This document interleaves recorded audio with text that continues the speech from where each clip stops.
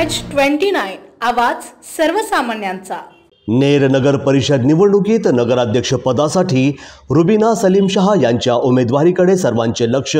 दलित मुस्लिम मतदान ठरणार निर्णायक।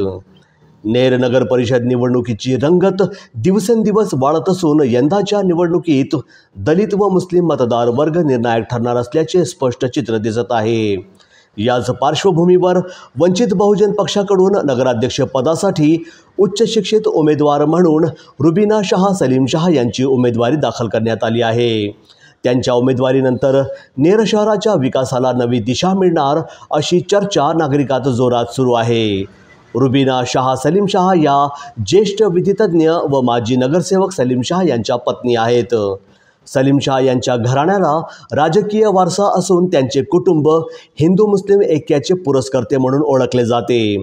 सलीम शाह यांचे वडील उमर शाह यांच्या राजकीय कार्यकाळात दोन्ही समाजात ऐक्य व सलोखा टिकून विकासाचे भक्कम पायाभूत कार्य झाले होते। त्याच परंपरेत रुबीना शाह यांची सून या नगराध्यक्ष म्हणून सर्वसमावेशक विकासाचा ध्यास घेत मैदानात उतरले आहेत।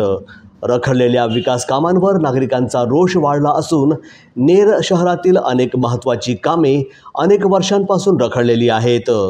घरकुल प्रकल्पांचे प्रलंबित प्रस्ताव, पाणी पुरवठा, नाली व्यवस्था, रस्त्यांची खराब अवस्था झाली असून मुस्लिम परिसरातील लेआउटमध्ये मूलभूत सुविधांचा अभाव, काही विशिष्ट भागातच विकासांची एकतर्फी केंद्रितता दिसून येते। मात्र दलित व मुस्लिम वस्त्यांमध्ये पायाभूत सुविधांचा ठप्प विकास, नागरिकांच्या या तक्रारींना दुजोरा देत वंचित बहुजन पक्षांकडून शहरात सर्वसमावेशक विकासाची हमी असल्याची प्रतिक्रिया ॲडव्होकेट सलीम शाह यांनी यावेळी दिली। ही बघा, या ठिकाणी 15 वर्षामध्ये जे नेरच्या जनतेचे हाल झालेले आहेत, नेरच्या जनतेनं जे विकासाच्या नावानं त्यांची लूट झालेली आहे, ते एक एक घरकुलसाठी या ठिकाणी त्यांना जे अडचणी निर्माण झालेल्या आहेत, इथं जे भ्रष्टाचारातलं राक्षस झाले पाहिलेलं आहेत, इथं फक्त विकास कागदापत्र दिसून येतो। इथं एका विशिष्ट समाजाचे लोकांकडे त्या भागामध्ये त्यांच्या वाड्यामध्ये कोणता विकास दिसून येत नाही।